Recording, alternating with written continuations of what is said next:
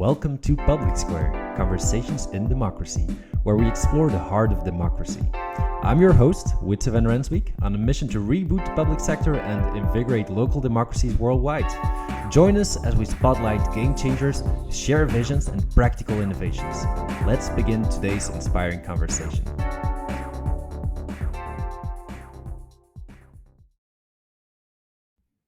Today, we're traveling to Belgium's second largest city, to Antwerp. Antwerp is known for its sport, its stunning architecture, and its rich cultural heritage with Rubens and Van Eyck. But I gotta disappoint you. Today's podcast, we're not gonna talk about any of this. We're gonna talk about something much more important than that. We're gonna talk about youth participation. We're gonna do that with Roel Camps, who is the youth participation coordinator at the city of Antwerp. So first of all, very warm welcome, Roel. Roel, to kick things off, I would like to go with you back in time. And I feel like this icebreaker question is really perfect for a podcast about youth participation. So I want you to kind of get back to when you were young. I would like to ask you, what is your first and your earliest memory of democracy? The really first one, the really way back, is actually the fall of the Berlin Wall. I was really a small kid. I'm from 83, and I watched my parents and their reaction on the response to the television. That is an image burned into my eyesight. So that's and it was a large one. You see a lot of angry people destroying walls, and it was all about this is good, this is freedom. And that was really my really first memory to democracy. But then my most important memory to democracy is when I got self-involved and I want something to change in my municipality. And I ended up with my vice mayor for youth in our community. And he just winded off and said, you have to go to the youth council and they only can decide something. So it was really weird. I still think till the day of the day that drives me to do a better job. And do you remember what it was about? Yes, What I was the remember issue what about? it was about.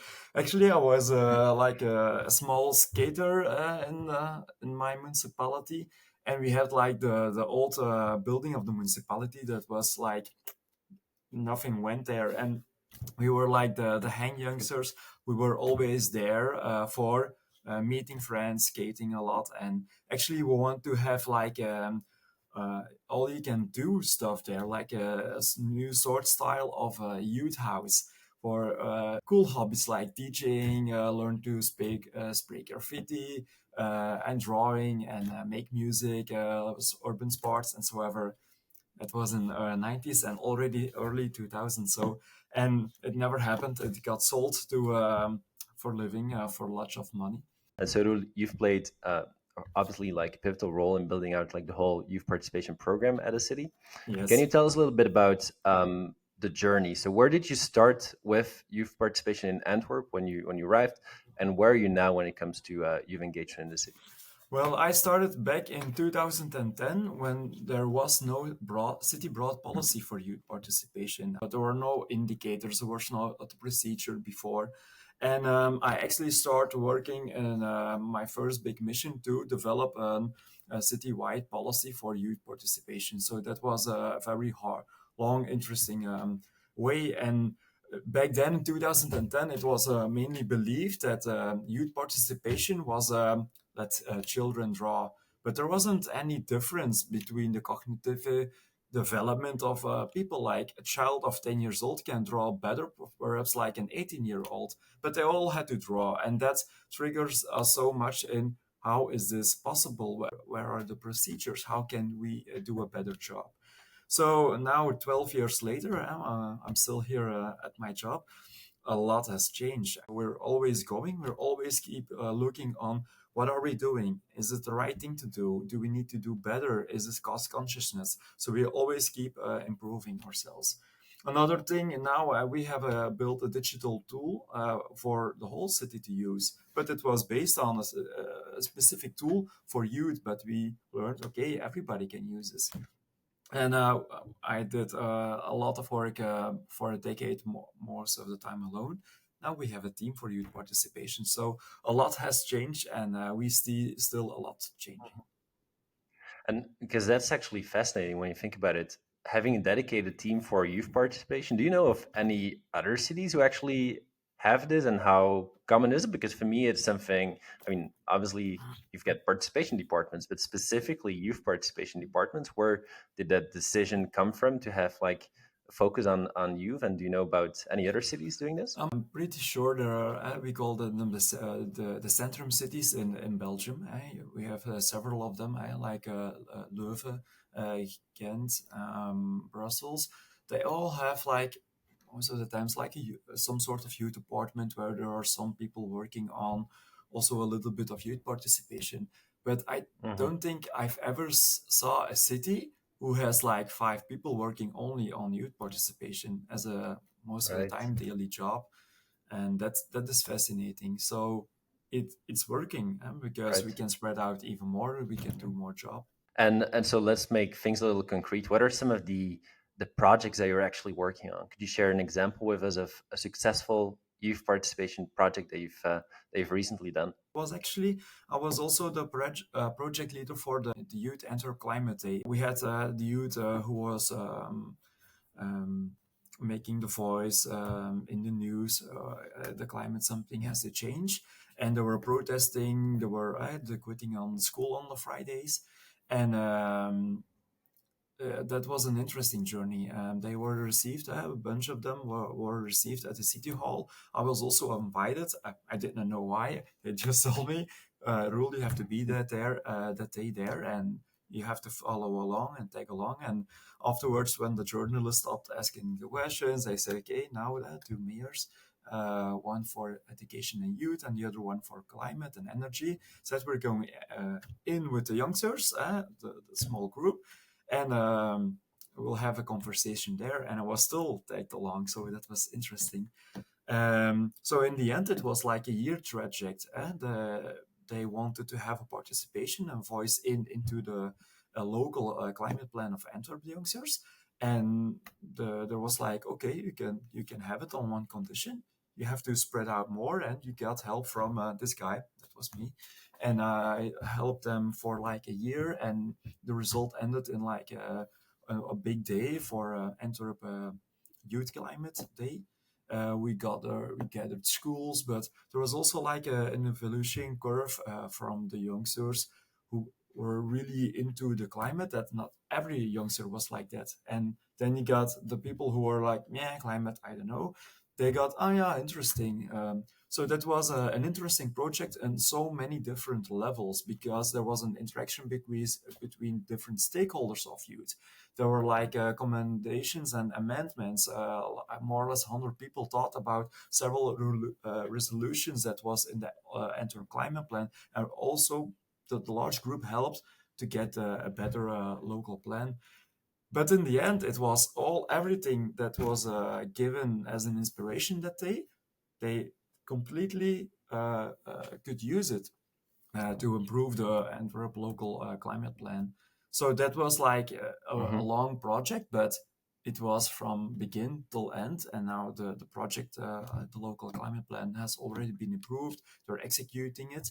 So I think that was a nice roundup. Did it make an impact? As in, like, were some of the points that the youngster raised, were they integrated into the local plan? Yes, because when you have like 100 people thinking together from their perspective in life, and when they think in solutions for stuff that adults perhaps are not sure, and how can we do this, and yes, it was an impact, and it actually was a, yeah, they came up some several solutions, but also in how things were perceived, that also, and that helped the developers here, or the scientists in, okay, that is an interesting site, we did not thought about that, let's try and use that.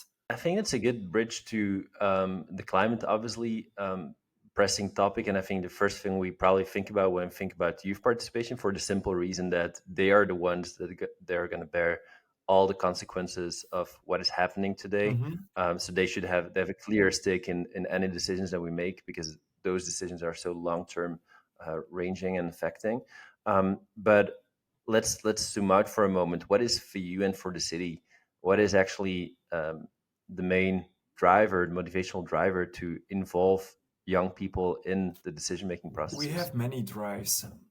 The first drive is when you're a youngster and you didn't reach the age of 18, you don't have a right to vote. But you already are living 17 and so many days as a person, as a civilian in your municipality. So you have your daily experiences in mobility, in sports, in leisure time, in going to school, in public safety, in so many topics. So that is another reason that drives us.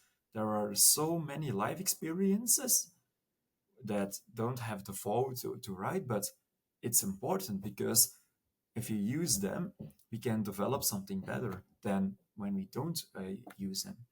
And then we come to the next second drive is the numbers. Um, we have in Antwerp more as 150,000 people who are under the what we call them youngsters, and that is a lot. When we do some magic with age, is are you youngster until 30 or like 26? But we know that even under 26, there are more as 150,000 people under that age. Hmm. And when you go to 18 years old, there are still like 130,000 people, and that is a lot of people. So that is like 1 in 5 and up to 1 in 3 civilians in Antwerp are a young person.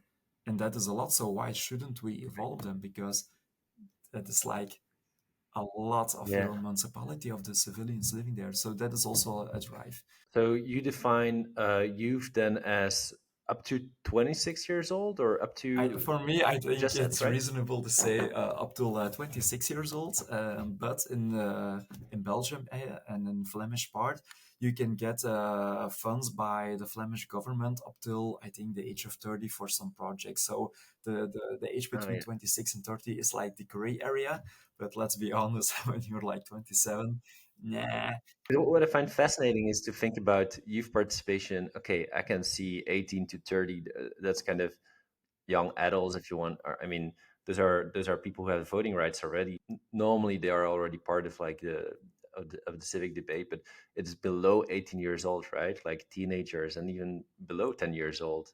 Those are indeed the kids that are left out of Yes, like a standard debate. So that's something I find fascinating. because we're making youth policy, but you want to do it without youth, so that's not possible. So that's we in Antwerp have an official saying: we do it for youth, by youth, and with youth, and that's the only way you can develop Mhm. youth development, and that's our third drive. And so, Roel, if we turn things around, so we just talked about why you think you should engage with youth, but what about the youngsters? Where do they find their motivational drivers to engage in and with local government, and what are specifically the topics and the issues that they care most about? It's about their lives, their concerns in life, what keeps them awake at night, what are they proud of. Those are basically the always the main topics. Um, if you want to hear them. So everything that has an impact on the life of a youngster in Antwerp, those are the topics that drives them because this has an impact on my life. I want to have a say in it, or I want to contribute to this, or can I help with this? And I think that's also a beautiful thing that we have so many young people in Antwerp who know that there are so many things that have or has an impact on their lives, but they want to engage to help and to be part of it. So I think that's really beautiful. Um, Hmm. Sometimes we had developed a new product for bottom-up participation to receive more of those signals. It's called the takeovers. And we the things that we did first, it started in Corona, was all a lot about mental health, and that's also that we see by the research doing with 50,000 students and so on. Mental health of young people is always also a great topic. Could you elaborate a little bit on, because you told me last time about the takeover project, which I find fascinating. Could you explain the project a little more? Yes, um, it has a little bit of a history, the project, because the project in itself is very it's easy. It's not difficult. It's a product to get youngsters into a direct dialogue with um, policymakers like a mayor or a vice mayor. And why do we want to do it? Not we don't sell it as it's like the voice in or the youngsters can now decide. No, it's the main topic was explain what is your life and give insight in your life, and that can help the policymaker to have a better insight in what he or she can decide or has a mandatory to decide about. So that was one thing. The other Mhm. thing was like inspiration, inspire each other because it works in both directions. I think it's a good point that what you're mentioning of is on the one hand having a say and hearing young people to shape policies and projects, but on the other hand, it's also like to prepare them and to show like right to inspire them and to give them an appetite to be part of like a civic debate Yes, and so there's a part which is civic education, right? yes, and that was the third one that I was talking about. It's about the talking, it's about closing the gap, actually. Closing the gap between youngsters and politics. And doing that, this is a way by doing that. So in the projects, sometimes it's like a two session style, two sessions of 2 hours, and there is a politician within there. Sometimes it's a more longer trajet with several sessions, but we always learn how they can formulate arguments, how they can speak up. And sometimes we do it like this, sometimes we use another method, but it's always the same that for closing the gap on the long term, we show them it's not always complicated. Speak respectful, search what you want to say, is it based on?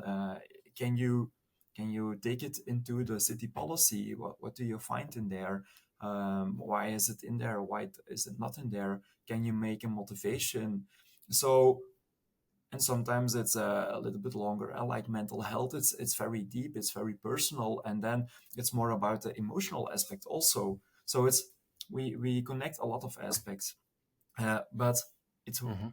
it's I think it's a good solution for closing the gap.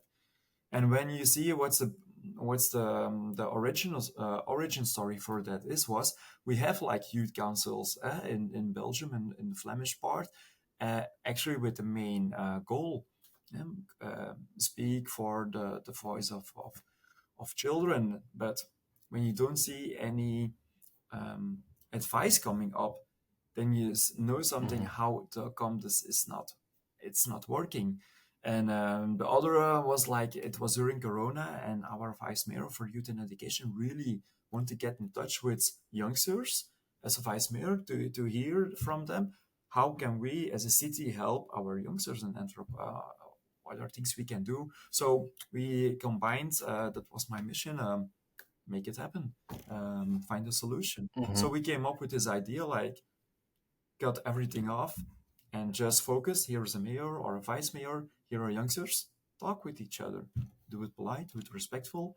And now it's becoming like an official product for bottom up participation to inspire each other and to give more an insight in the life of several youngsters of the white diversity in Antwerp. And that's something that we are really proud of. That it's sometimes the big wins are in the small changes. And what are your hopes for the future, Rule? So we talked a little bit about where you come from, Mhm. where you are now. Where do you hope to be in the future? I'm hope.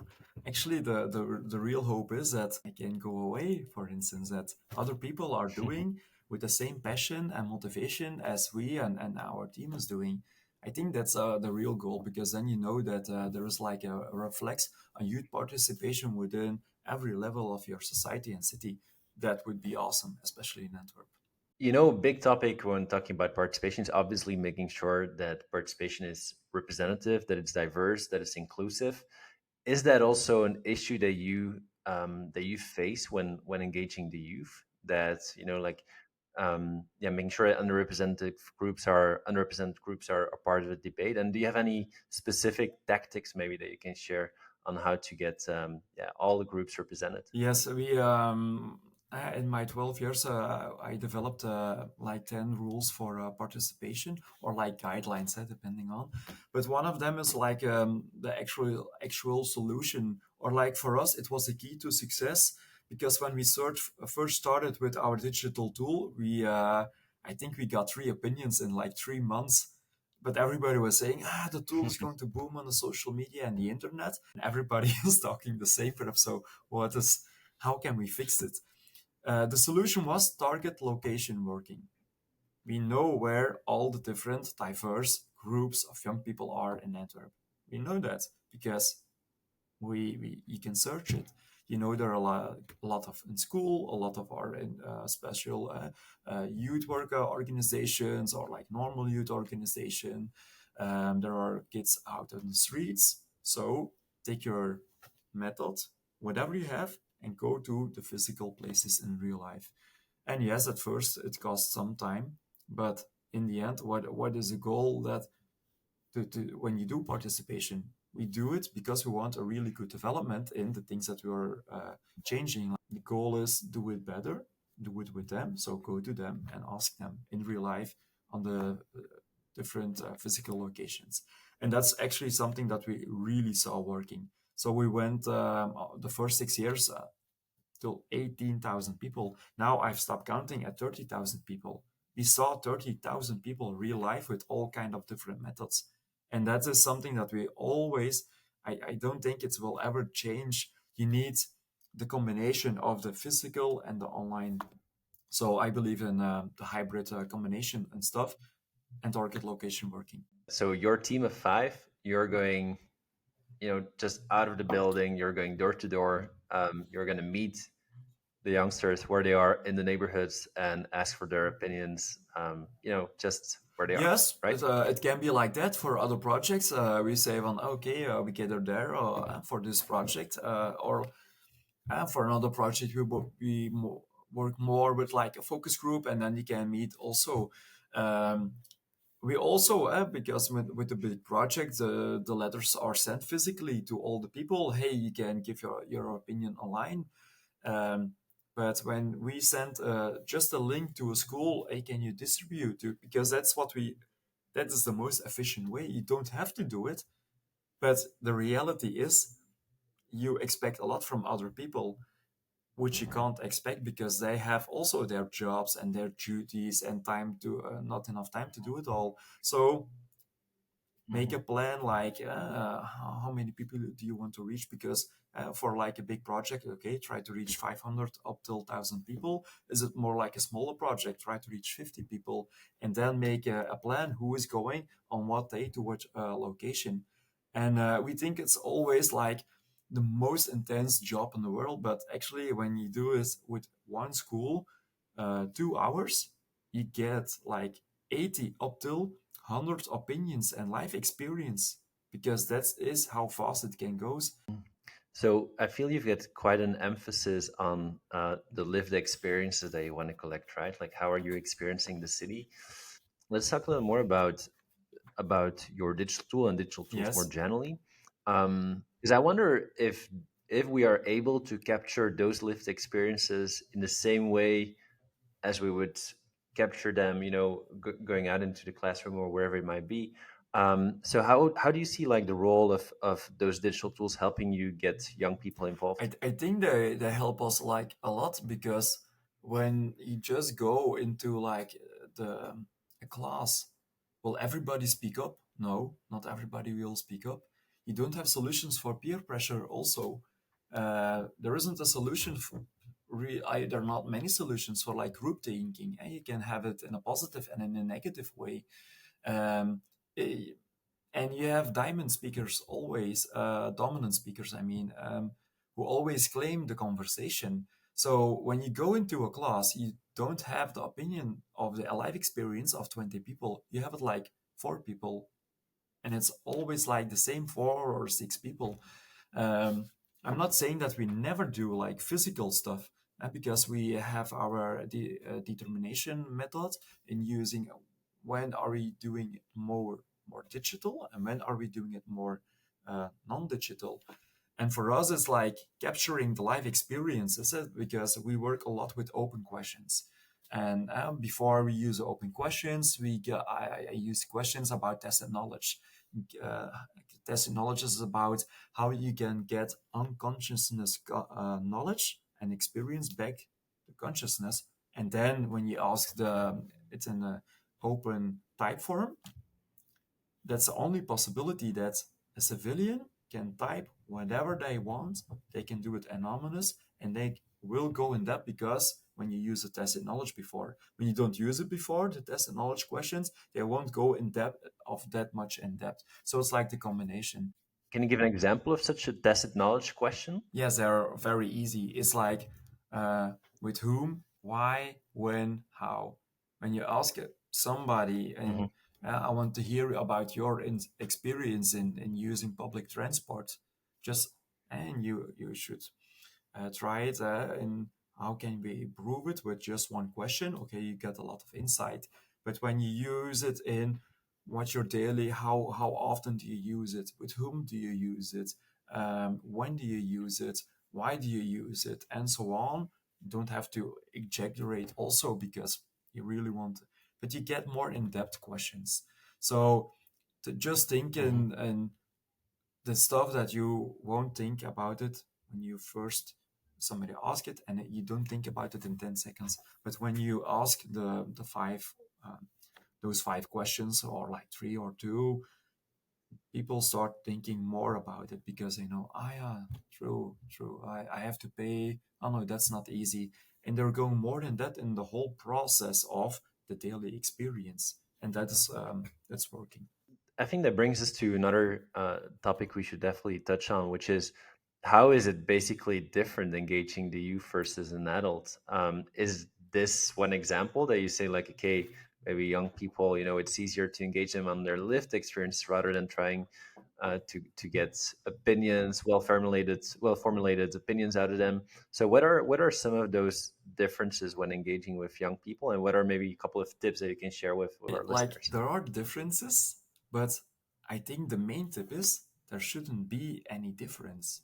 So whenever you want to do something for youth, it can be the same thing as the thing that you want to do with the adults, because when you make two methods, like one for the adults and one for like the youngsters, then basically what we are saying is youngsters are from another race. They're not the civilians. Those are the civilians. So, and what we saw in the methods for the civilians, for the adults, that not a lot of people understood what was meant by the exercise. But when you make like one method for like youngsters, we always try to use the very simple tip. Make sure that your method is perceived or understood by a 10-year-old, because then you know that everybody almost in your society will understand what do I have to do, what will happen with my opinion, how can I be part of this. And that is really important because you always have to work low threshold. So for the big tip, focus only on how can a 10-year-old perceive this. How can Mm. they understand this sentence? Do they understand what this is about, the project? uh, that is the really biggest tip. So your tip is actually when you're engaging with an adult, actually engage them as if they're a young person, right? Yeah, and everything. And like when you build something like in digital and you use like renders for like city development, we put they put plans in it. How many people really can read like a plan, like a map, and how many people understand Mm. how you say Right. it in English, the words, but the specific designer words. Not many people understand those words. So basically, what we say is don't make it childish, but make it that a 10-year-old can understand this. And basically, then you start thinking in short sentences. Is there an abstract word? Explain the word, explain what it means, and so on. And then you will get a lot of more answers from whole of your society. That was the big tip. Right. Differences are there Yeah. also because for me, and that was really an eye opener like a long time ago. up till the age of like 10, 12 years, a child will think quite solution free, not problem targeted. They really come up with solutions. When you grow up and you get into puberty and when you're becoming an adult, I really saw it that we don't think that much in solutions anymore. Mainly adults are mainly focusing on problems. Yeah, but, we can't do this because of, and a child really goes right into the solution. Why can't you do this?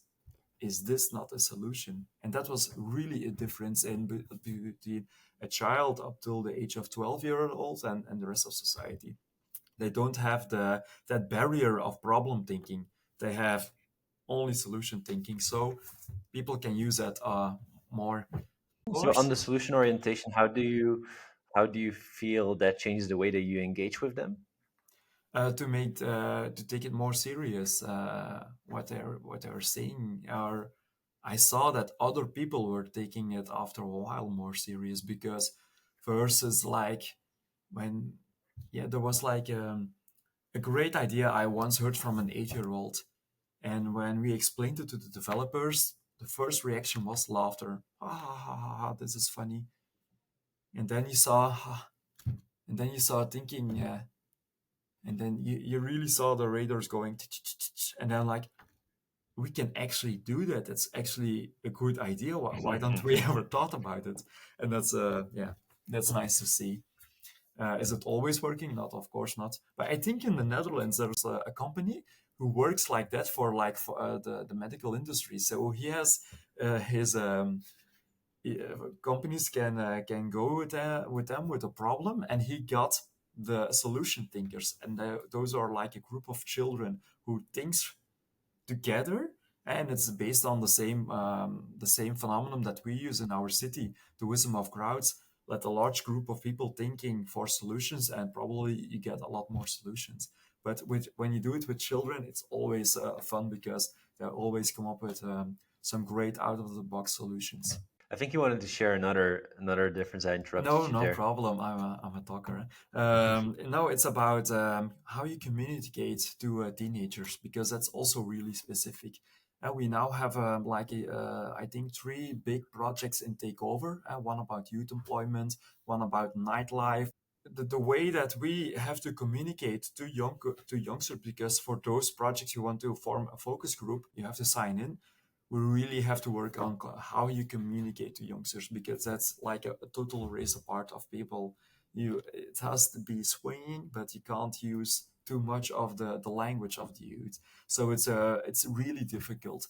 I think Mhm. it's from like 14 till 22, those groups to communicate to, it's really difficult, because you really have to be on point, but it mustn't be over the top. And then for topics or projects that is for those groups, we really are glad that we have a youth communication team that also help us in how we um, give the mission out, or how can we make this more seen in the life of youngsters by social media. But it's not meaning that they can do it digitally. No, it's just like the promotion of, we're doing this, it's an invitation, sign in.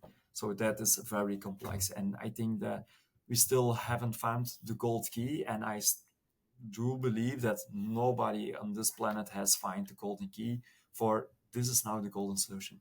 If they have, and if they are listening right now to this podcast, send it to us so we can implement it also. All right. Well, let's still brainstorm a little more about that. Like the golden bullet that we're going after. What do you see as some of the key trends today in youth engagement? What are some of the Um, things that you believe in the next years we're going to do more? yes, what we do see shifting is several initiatives in public life that will take over social and real estate. I think that's really fascinating, because when I talk about the voice in and the participation, I talk about policy participation, of course, and we have a policy, but you also have in our society the participation of in society. So I think it's a trend that people nowadays they want to contribute in their society. So we see like a little bit of shift in like with elderly people, it's like with their gardening in the cities. But we see young people taking more engagement in helping society by helping and by being a volunteer. Or and that's a trend that we do see also in participation, because with the takeovers we see so many people who want to contribute to get reduce of the youth employment in Antwerp, or to work around nightlife, and perhaps they're going to do it within a new organization that they founded. So we see a little bit shift in there, and it's an interesting. That's quite interesting. Um, Another thing that I see in youth participation um, is actually it's also like 10 years ago. Youngsters have life experiences. They want to share it. They don't always know how can they do it. So reach out and just get them, because that's a trend that will always be there. They want to contribute, they want to talk about their lives, so give them a platform as a government, help them doing that, use those inspirations to develop your government in a better way. And the increase, I think, in hybrid methods, because they are online, Mhm. but they're online using social media not to search for government info. They're online for communicating with each other. So yes, use digital tools, use AI, but don't forget the hybrid stuff. Go and search Mhm. them in real life. So I think that that is also a trend that hopefully we see some big changes in like how can the digital stuff help us better in that, but how can we still reach them in real life? And I think for me, that's the last topic I want to touch on in this conversation. You just said for the 14 to 22 years old, it's especially difficult to find the right tone, which also makes me think now that you're talking about digital tools, I guess there's always a question of like, do we go out with our own tools, the government tools? Do we want them to engage with us, the government? Or do we go where they are? Do we go to TikTok? Do we go to Instagram? Do we go on social media to have that conversation with them? So what is your position there, and what do you see has worked? It's an interesting question, because I think the question is based on several entries. And so yes, we are on Instagram as a government, and we have our own platform, because they are there in the digital life. So yeah, go there, be there, and we communicate as a government and on all the things that young people do in Antwerp. It's called Jong in Antwerpen. It's literally translate to Young in Antwerp. So sometimes when we have like the participation project, we afterwards we send it, or like the invites, we also send it. Um, so it's I think it's a combination. Sometimes Hmm. yeah, like when skaters do like they film a lot. That's what skating is about. You skate, you film it, and you share it. So you can use those tools, but in the end, I think the what is important, whatever recommendation that you have to send it to your colleagues and to your workers. So I think the key in success is to find ways to, yes, use it. You can go on the platforms, but you have to make something approachable and understandable for what is the recommendation that came out of this, or what we see on the video, because in the end you will probably send it through the other project leader who is going to find solutions for it. So I think it's a very complicated thing to Right, just right. answer it in one answer, and yes, go there or don't go there. So Well, talking about one answer, I'll just to wrap up our conversation here. I'd like to ask you for if you could give one single piece of advice to those, working in youth participation. What would yes, it be? I will give three tips, because let's do it. Always think in solutions, never think in problems, because you always have problems. There isn't a perfect plan. You can imagine a perfect plan, but that is not reality. Reality is every part of your plan will have a failure in it. So always search in solutions. make a plan B, whatever, make solutions, do solution thinking. Are you not good in it? Try to learn solution thinking, because that is really key to success. And then we come to it's connected. The things that you don't have an impact on, I used to worry a lot about it when I was younger in my profession. Um, but sometimes you just don't have an impact on outcome, or like, what are you working on? Uh, don't worry too much about it. Don't take it at home. Just learn about it, and by solution thinking, make how can you can you go in a way around or it, or when you don't get in a way around it, just leave it for what it was, because it's not up to you, because other has the impact. But whenever you do have impact, always go all the way full mile, always, because yeah, we only live once. The youngsters are living once. They're not living in the future, they're living now. So whatever you do it your fully best. And yeah, people, you can't work without people, but sometimes working with people can also be like really challenging. So water and wine is the Dutch saying. Try to get to each other. The most of the problems will be with people that you work together, different vision in or perceiving methods. It's always like that, and I think those three learn to deal with it, and learn to give and take in conversations, in talking about methods. And Roel, thank you so much for all the tips and tricks thank you you for shared. having me. I really enjoyed the conversation. And until next time. Next time, bye bye, Wietse. Thank you for joining us on our journey towards a democratic future. Subscribe to the podcast to stay connected. Next month, we'll be back with another trailblazer.